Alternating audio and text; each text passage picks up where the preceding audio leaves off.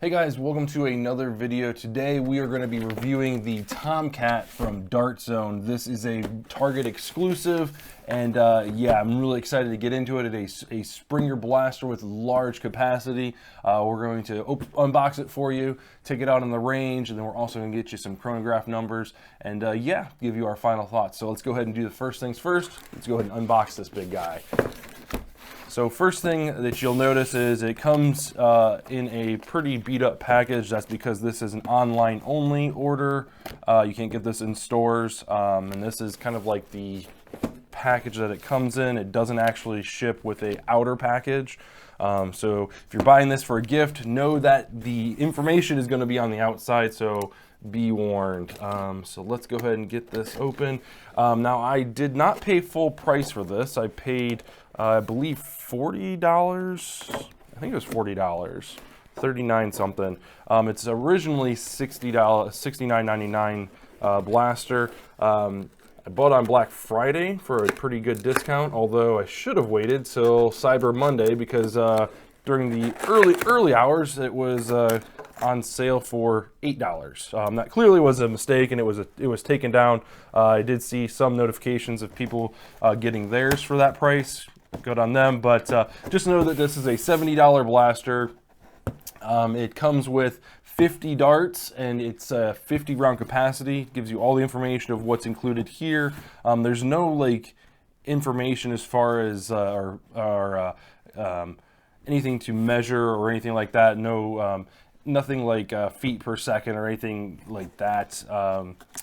That we gotta test, but we will be looking at accuracy and range, and then also a few other things, feet per second. So let's go ahead and unbox this bad boy. And there it is. And just like with all Dart Zone products, you get do not return to the store. You get a nice little instructional pamphlet about their darts, which their darts are really good. You get the information about the Tomcat itself. Talks about how to load the thing. Is this backwards? That's weird. It's folded funny. It's almost like it's supposed to be folded like this, maybe? Or no, it's like printed backwards. That's odd. It's like the Japanese version where you're going from front to, or from back to front. Anyway, it talks about how to load it, how to adjust the stock and things like that, how to put the removable drum in, which is awesome.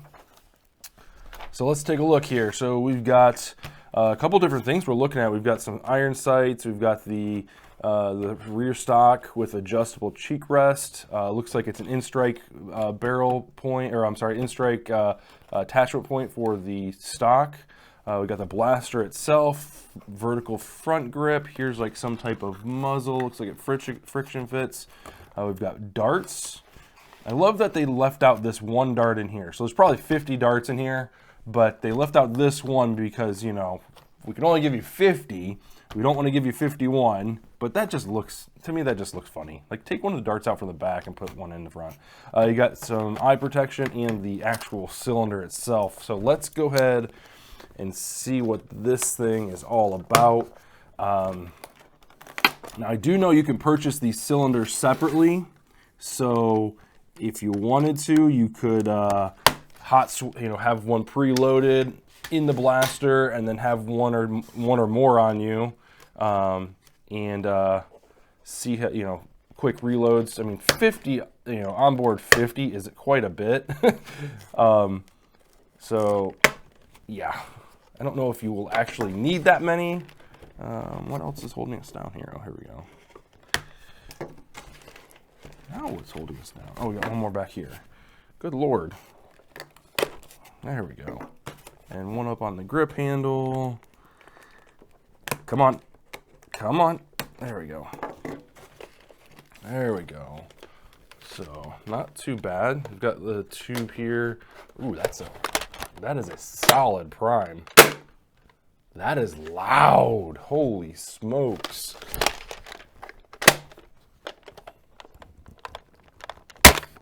It's got a nice air seal on it. You get a little bit of a seal when you plug up the barrel, which is nice to see.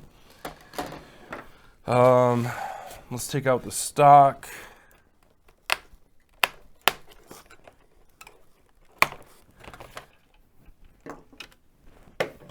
And let's go ahead and take out, let's go ahead and take out these. We're gonna leave the muzzle in place. Don't really need it. It just looks like it friction fits. We'll take a look at it later. We'll leave the iPro in there. We want to look at the blaster and these accessories. All right, so looks like, yeah, looks like your drum feeds in there. It's double stacked, so you put one in and it drops down, and then you put the other one in. That's neat. I've never been a fan of the stock attachment points. I'm more of the buffer tube fan. Wow, that is tight. Okay, it's a little bit more sturdy than the Nexus one as far as pulling it out. It doesn't come out any further. It does have a little bit of wobble, and that's the one thing that I'm not a fan of compared to the buffer tube stocks. The Nexus or these attachment points just don't seem to like lock in very well, and there's just a lot of slop. I mean, even if you collapse it down, I mean, it still kind of rocks. And I mean, it's not too bad while you're firing it, but I think over time that will get worse. And you gotta remember, this is not like a pinch, this is a pull down to remove. This one, on the other hand, is a pinch. So then you've got your cheek rests, which has got picatinny under it. So if you've got an addition, if you want to 3D print something to raise this up, you can do that. That just kind of slides, and that's nice that it slides all the way up and all the way back. You can kind of adjust it. There's no, while there is a little bit of texture on the back of the stock here, it's not rubberized, it's just solid plastic, not a big deal. The only sling point that you've got possibly could be this one. You could wrap some type of strap around there, and then has a hook that you can hook on there. So you do have a single point, which doesn't seem to be going anywhere, which is nice. Can be used. You've got your iron sights here. This one goes in the front, so front post. The rear iron sight is kind of an interesting one in the sense that it's got 4 like teeth marks, right? So you've got like these 4 teeth marks, and I think you can see that. And you kind of line up the center point with those inside the center there. So it's not like your traditional iron sights, but it does give you a little bit to work with. I like that. It's not too bad. Not too bad at all. And they go on and off nice and easy, and they're adjustable all the way, so you don't have to worry about like getting stuck. So let's take a look at the drum here. Okay, so then let's set that down, look at the drum, pull out some darts here, and it looks like, so they tell you how to load this thing. Let's see. So they tell you to stick the dart back in first and then push that in. And then from what yeah, that really, like, as far as like smashing your dart in there, like you're really crimping your dart.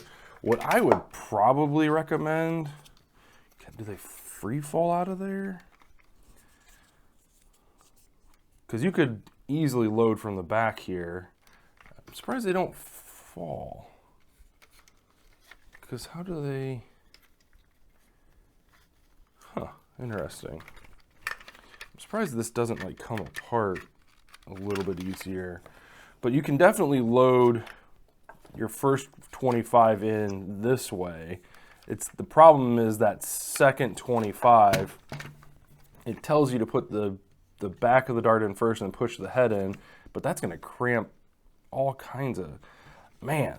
Because I mean, if you just see, you can just see that crease, and then, oh, now that dart's all bent up. And we'll try it the other way. So you put the back of the dart in first, and we push the head in, and oh God, oh, that's just so cringy. Oh God, why don't they why does this not fall down? Like, because you would think, how does it pick the bottom dart up then? Because you would think that it would fall down. Well, let's load 25 in and just shoot it and see what happens.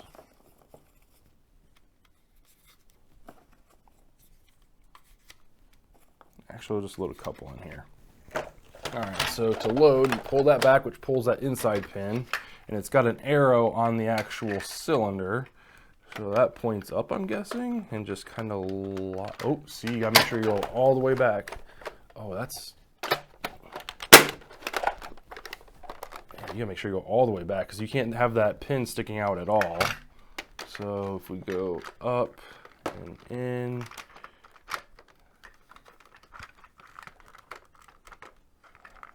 how does it lock into place?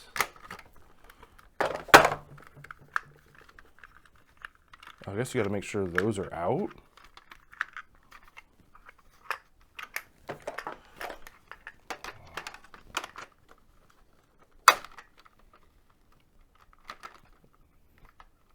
Okay. That's weird. Like if you see the inside, like the two posts that for my blast or for the cylinder seem to be loose. Okay. So maybe that's a feature. So if you twist them a certain way, they collapse. But if you pull them out and then twist the round one clockwise, it seems to lock them in place. I wonder if that's by design. That way, if you're storing it, dang, it's not going in.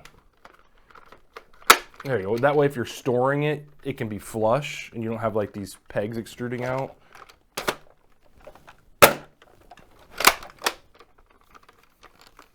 Okay, can you rotate it while it's, oh.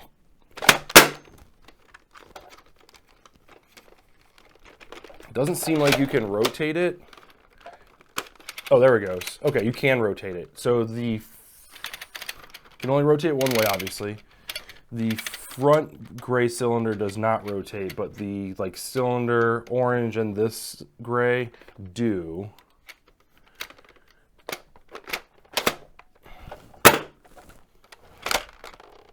Oh, I see how it works.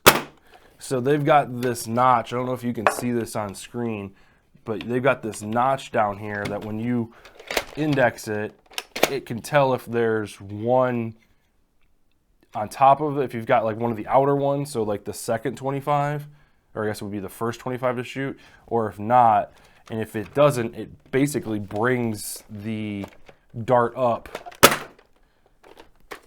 Let's test that if we can. So we're going to load it this way, crush that dart. I won't be using these darts again. So if we do that, so here we go. So you can see it in action. So, so we have a dart in the next chamber on the top and on the bottom. So when you load it, pull this back, it looks like, yeah, it loads the bottom one first. And then the indexing thing pushes that next one down into the empty space. Huh, that is very interesting. So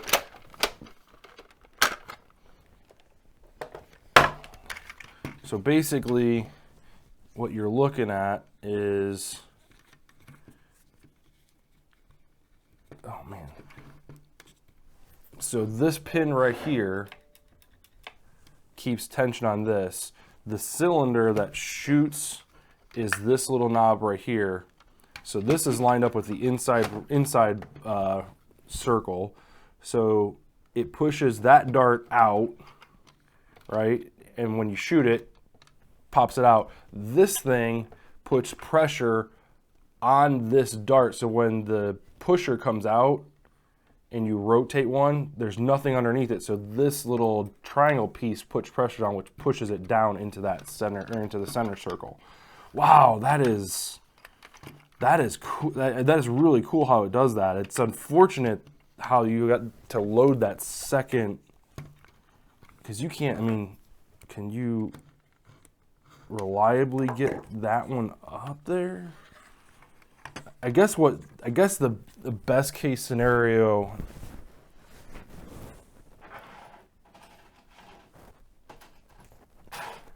I mean, what you could do if you wanted to save your darts, is instead of loading them like this and crimping them up or whatever, is you could take a small screwdriver and lift that out, the inner one out, and then load in your second one. That would get very tedious very quickly, but it would save your darts. I mean, you could just go through, put it in, bring it up, slide the next one in. That, I mean, because the problem is it's not a flywheeler. So, you know, having your darts kind of bent up like this, it's kind of important because you've got a compression barrel in there. I'm assuming, yeah, a metal compression barrel, right? So you want to have a airtight seal, especially with your darts. And when you have a bent up dart or a weak dart from going in and out of the cylinder, that's going to affect your performance.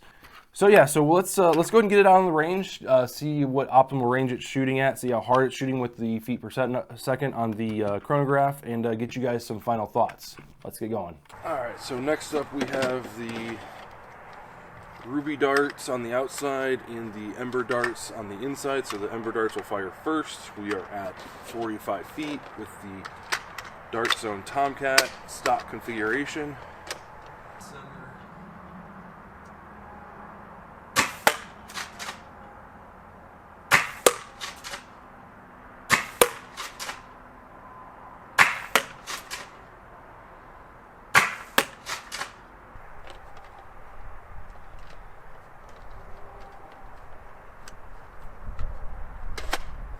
Alright, next up we have the Dart Zone Ruby darts.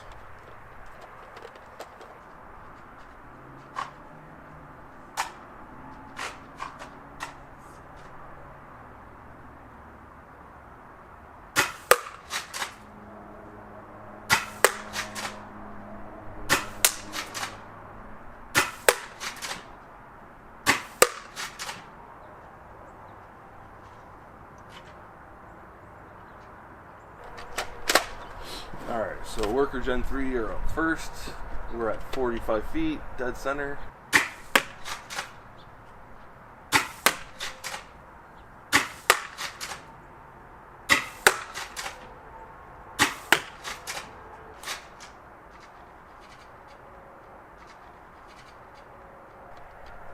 Alright, next up we have the bamboo darts from Dart Zone.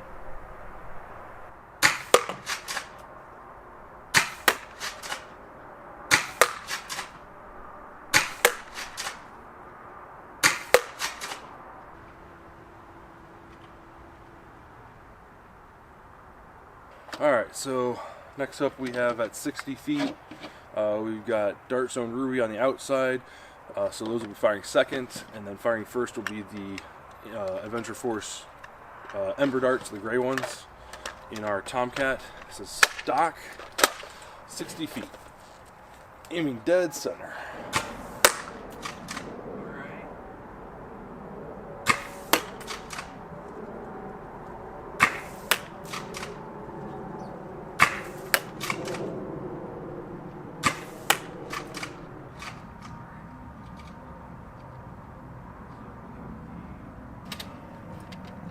Next up we have the Dart Zone Max Ruby darts.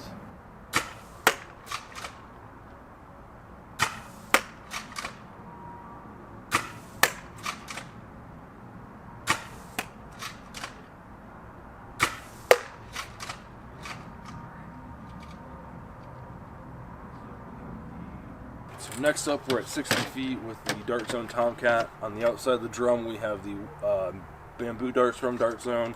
Inside of the drum we have 20 shots of the Worker Gen 3. So Worker Gen 3 wire keep going on. So Worker Gen 3 will be firing first.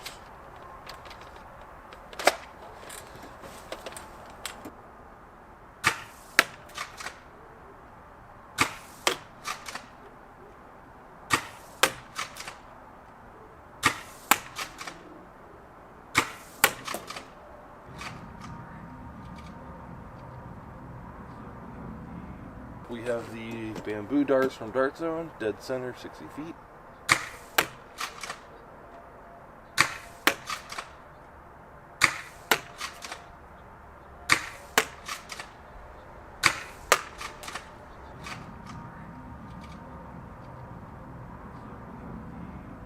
Alright guys, we're back in from the range, and let's talk a little bit about the Tomcat and some of the results that we got out on the range, as well as some of the FPS readings that we were getting, and kind of go over like how this fits into our loadout and what our final thoughts are for this blaster. So let's jump into the test results for the FPS first, get some chronograph readings for you guys, make sure that you're well aware of how hard this blaster is hitting, and kind of give you like the average and all that stuff. So let's jump right in, starting with the Adventure Force Ember Darts.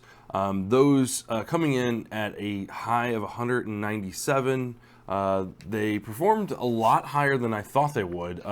Usually these are on the lower end of the spectrum when it comes to FPS, but they did perform very well. However, their low was 131, which averaged them out to 152. The standard deviation for the 20-shot test was 17.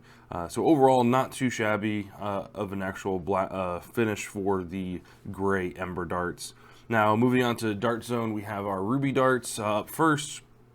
They finished with 204 feet per second with a low of 133, and then that averaging out to 157 with a slightly higher deviation of 18. So a little bit more on the higher end and a little bit lower on the lower end, but still giving us a pretty good reading for the Dart Zone Ruby Reds. Next up, we have our Worker Gen 3, and looks like Worker, as far as this blaster is concerned, and I have some theories, and we'll talk about this here in a minute, Worker did perform the least on all fronts. So 180 feet per second on the high, 111 on the low, averaging 146. The only dart in this category to break below 150. Then their standard deviation was 19, so they had the highest deviation out of all four darts.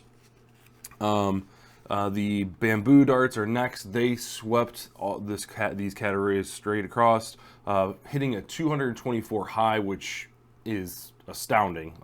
Stock, like this is a stock Tomcat, fresh out of the box, fresh darts, 20 rounds, 224 feet per second for the high, 161 for the low, so again, highest low reading, and then an average of 183 and a standard deviation of 15. So while, like I said, while the 224 on the bamboo side is a pretty high mark to hit, it does leave some curiosity as to what this blaster is going to do when we start modding it. And stay tuned for that, because I do plan on modding this a little bit, at least showing a couple different variations, a couple different mods to kind of see whether it's the spring, the barrel, the seal, all that stuff individually as well as combined, to see what kind of performance gains you can have based on price and performance and things like that. The one thing that I'm seeing is the standard deviation for this blaster is significantly higher than any of the other blasters that we've talked about, we've reviewed on this channel. And this is a good point where I can remind you guys that we do put a Google Doc on all of our videos that has an updated list of all the numbers that we test. So you can go there. Even if we don't talk about something in a review, that number is going to be in there. So if we miss something, whether that's specific metric, just know that we do test everything across the board for all the blasters. All that information's in there, whether we talk about it in the review or not, or specifically highlight it in the review or not. So definitely download that, give it a look. But you'll see, if you do, that the standard deviation for this blaster is significantly higher. Like the lowest is is 15 from the bamboo darts with this blaster, and that's the high for just a select few. Most dart deviations, barely crack the double digits. So for this one, going from 15 all the way up to 19, I've kind of got some theories, and I think it has something to do with the way it's being loaded from this cylinder. And there really isn't going to be a way you can fix this because of the loading mechanism that they've chosen here. And there's, it's a great system, and we'll talk more about this in the actual comment section, or in the review section where I talk about my opinions. But I think it has something to do with the way this second dart is being loaded, and when it's actually being chambered into the actual barrel itself. If you'll notice in my review or in my range footage, I kind of take a moment in between shots to double check, especially on those the outside 25.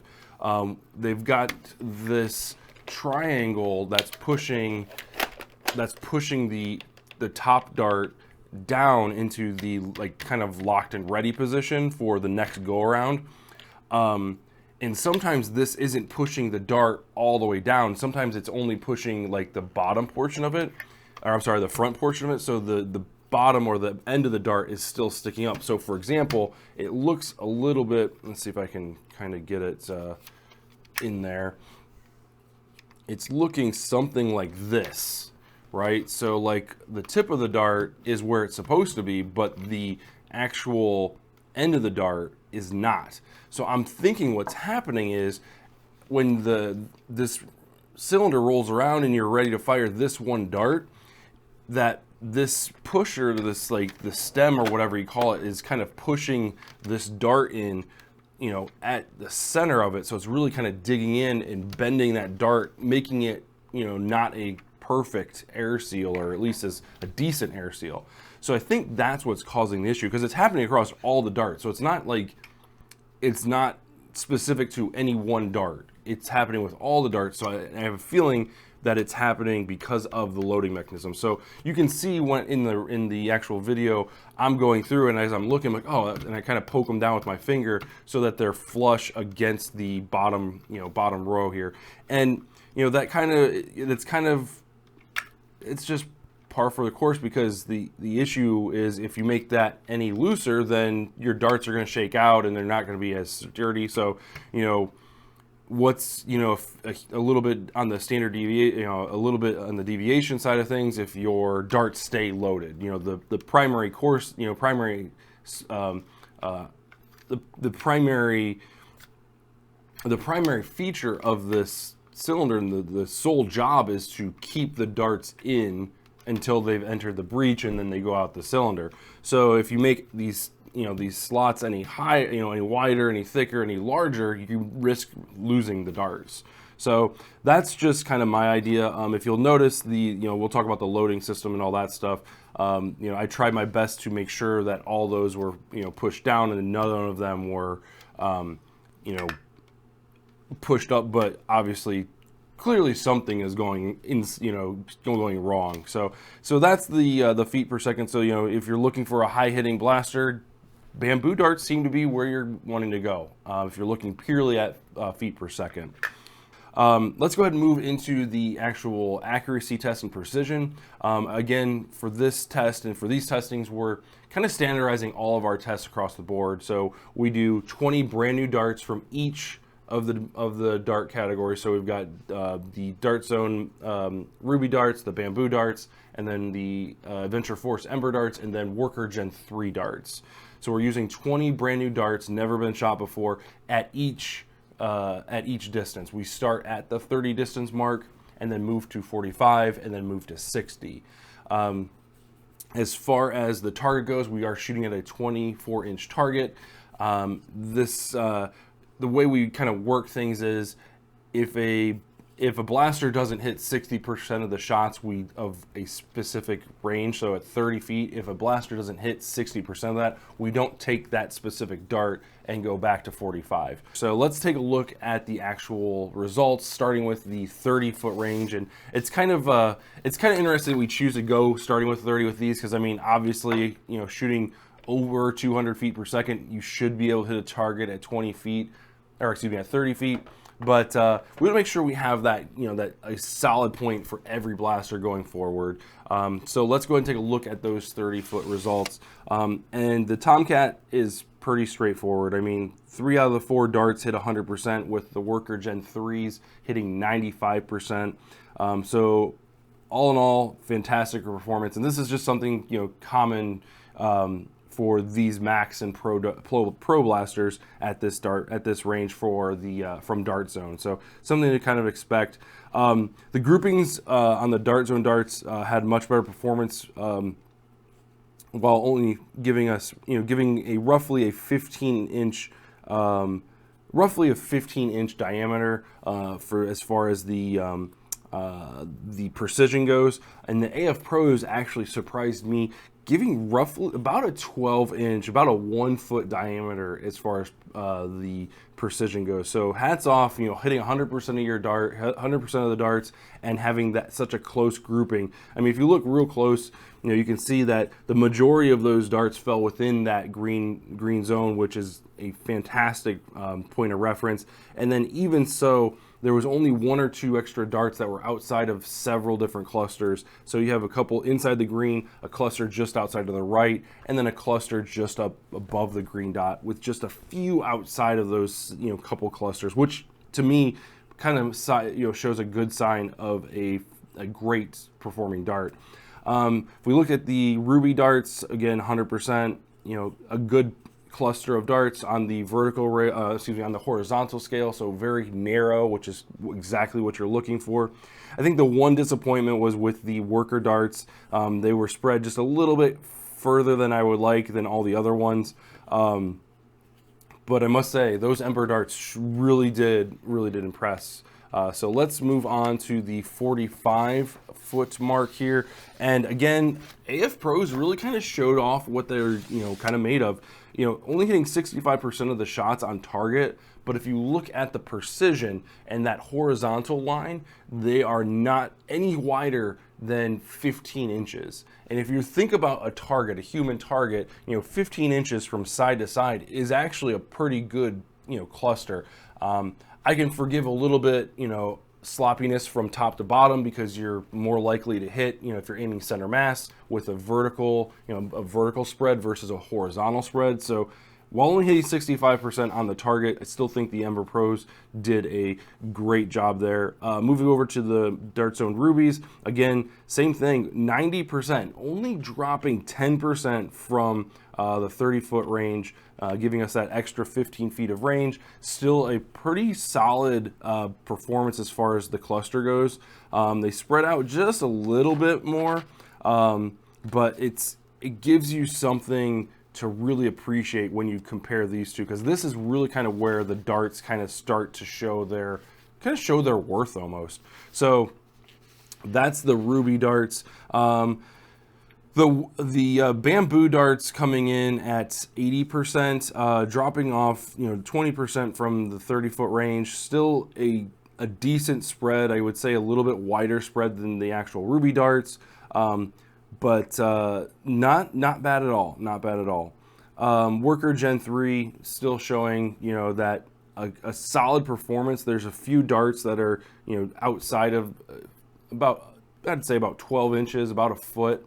Outside of the 2-foot target. But if you look, there's 1, 2, 3, 4, 5, 6, 7 darts that hit probably within 2 to 3 inches of that target. So, you know, still a top performing dart, even at 45-foot range, only hitting 45% of the shots on that 2-foot target. But again, you know, a decent performance if you look at it compared to the 30-foot range. We'll look briefly at the 60-foot range, and, you know, by our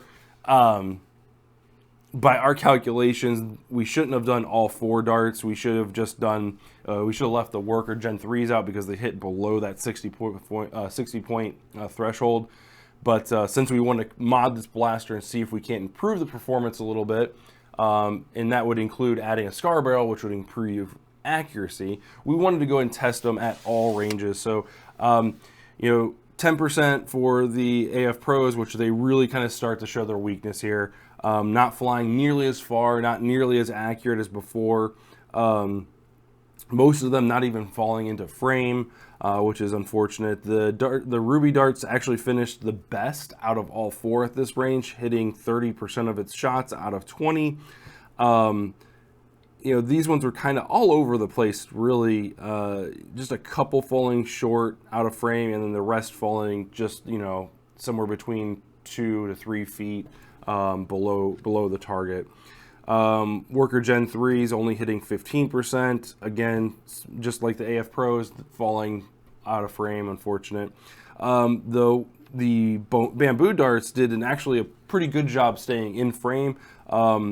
Only hitting 20% of shots, but still, within, I would say probably about a 4 foot range as far as the diameter is concerned. If you go from the furthest away to the 2 furthest points, it's probably about a 4 foot, 3.5 foot radius, or a diameter rather. So I would say that not one of these darts is fit to hit a 60 foot, optimal range. If you're looking for more optimization, I would say 45 is probably a good shot for the Dart Zone, Bamboo, the Ruby, and then also the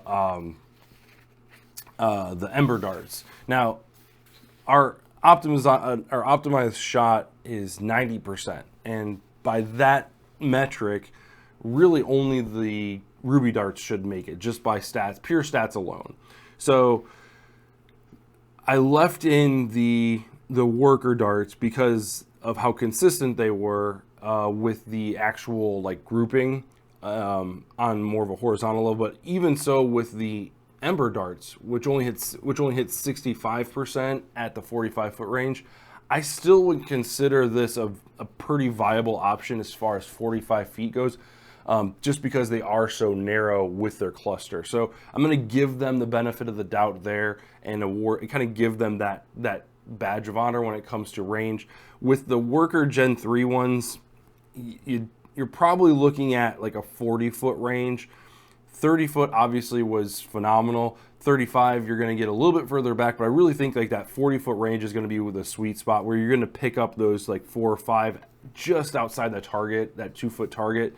And you're going to go from 45 all the way up to 65 with, 65, 75 without any complaints from me. Again, the cluster is similar, but not quite as similar, similar to the actual Bamboo darts, but not close enough in percentage to warrant that extra push to that optimization level. So, 45 for the Dart Zone. The Dart Zone Ruby darts for sure. If you're looking for a good dart to use with this blaster, that's a tried and true. As far as the FPS goes, you're looking at the second highest hitting high. As far as the standard deviation goes, it's the second to worst. So you're going to get a little bit of variation there, but we might be able to correct that in the upgrade video. So stay tuned for sure. Make sure you're subscribed for that video. So where does this blaster fall in as far as your loadout goes? So let's talk about that. Clearly primary, right? It's a large, kind of a, assault style blaster. I don't see someone using this as a secondary unless they're dual wielding kind of pistols or something like that, and they need something to kind of reach out a little bit further depending on your gameplay. That is a possibility, but I feel like this, with the ammo capacity that it offers in this drum, this is a perfect primary. And while I don't care for drum blasters, I can see the benefit to having 50 rounds of capacity at the ready from the get-go. I mean, if you think about it in terms of magazines, this is greater than 3 magazines from Worker, right? 15 round magazines, obviously. I know the Tachi magazines are out there in the 29, but those things are like 3 feet long and like they look ridiculous. No offense, Luke. They look ridiculous. I know people love them, but it just like from like a movement standpoint and things like that, I'll have to try it before I knock it. But from a 15 round capacity where I come from, this does offer a benefit because when the magazine player is reloading, you're still firing 3 magazines in. So I do see the benefit, absolutely 100%. But the one thing I would recommend is if you're going to run this blaster is pick up another wheel, another cylinder, because being able to fire 50 rounds and then switch to another 50 is game changing. And then, I mean, even being able to load darts while you're, respawning or while you're in cover or waiting for, teammates to respawn or whatever the case may be, that's huge. Absolutely huge. So like I said, I can get behind the blaster from a primary standpoint. Let's talk about my disappointments because there's a couple. And the main one is with this magazine and loading this damn thing. I don't know if everybody's cylinder is like this, but mine does this thing where these things collapse. The 2 pegs, they collapse. And you can turn the round one about a quarter of a turn clockwise, and it locks them in place. So that's great. That works perfect for loading it, right? You gotta be careful that your pin is all the way in, because if it's like anything like that, that's not good. But there's a brief moment here where it can still pop out, right? Like that right there, you can't load it. It has to be all the way in. So not only do you have to worry about the pin in the blaster, you have to make sure that the 2 pins are locked in place, and then you have to kind of give it a nice little shove, and every time is a little bit different, and there we go. So every time it's a little bit different. That inconsistency for me is kind of what grinds my gears. So changing the magazine, if you're gonna have a second mag, is gonna be tricky. I understand if this is a design, I understand why they did it, because if it's collapsible, now it lays flat. So when you're loading it, you can lay it flat and load it. The other problem that I have with this design is the way they instruct you to load this blaster. The first 25 are fantastic, right? You basically load them in and they're 100%, right? So you put one in and then you're good to go. This moves freely, no problem. The second one, loading it in the directions, I read the directions a little bit more. I know at the beginning of the video I said, oh, we got to push it in and you're cramping your dart and it's going to not have a great seal. They do tell you to push in from the head of the dart, and from the looks of it, they want you to push it through the orange part of the cylinder. So you're only really kind of mushing the head of the dart, which is a more durable rubber material. But for me, I still feel like you're putting unneeded wear and tear on your dart, and I don't think that's the best course of action. So the way I'm loading this thing, the way I did all my testing out on the range, is I put the first dart in, right? And then I took a small screwdriver. It can be just a small, very small screwdriver. Stick it in the barrel of the dart itself and just push it up into the upward position. And then load in my second dart. That's all I did. It took me maybe a minute to fill all these up. Obviously, you're not gonna do this, while you're playing. I understand that. But out on the field, you can reload the center 25 and you'll be fine. In a pinch, you can cram them in there. It's up to you. All right, guys, so that is the review of the Tomcat. Would I recommend this blaster? Yeah, I can definitely recommend this blaster if you're in the market for a high-performing primary blaster. You're looking for high capacity. There are some qualms I have with the feeding mechanism, things like that. But all in all, it comes with exactly what you need to get started. It comes with great sights to use, although that would probably be the first thing I'd upgrade. It comes with a solid stock. I'm worried a little bit about the attachment point. I know there's upgrades for it to keep it from this little wobble thing. I do worry about that. I wish this was a buffer tube style stock, but you get what you get what you get. It's not that terrible. I mean, it's not the worst stock that I've seen. It locks into place, which is fantastic. Sometimes even more than you want. But overall, like, I can get behind it if you're in the market for one. We'll find out in the kind of comparison video if this is a viable option to upgrade from a Nexus Pro.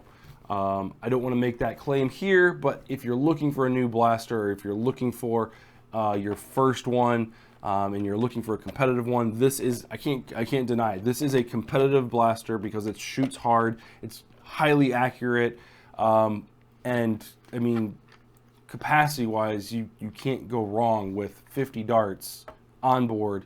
And I think these darts are super cheap. I'll put a price on screen, but picking up another one of these, you wouldn't need more than 2 for a round. I mean, if you're going long games of like HVZ or whatever, you could maybe put on a third one of these to help out. But with HVZ, you have some downtime where you could reload this and stuff like that. So I don't even know if I would recommend having a third one for HVZ.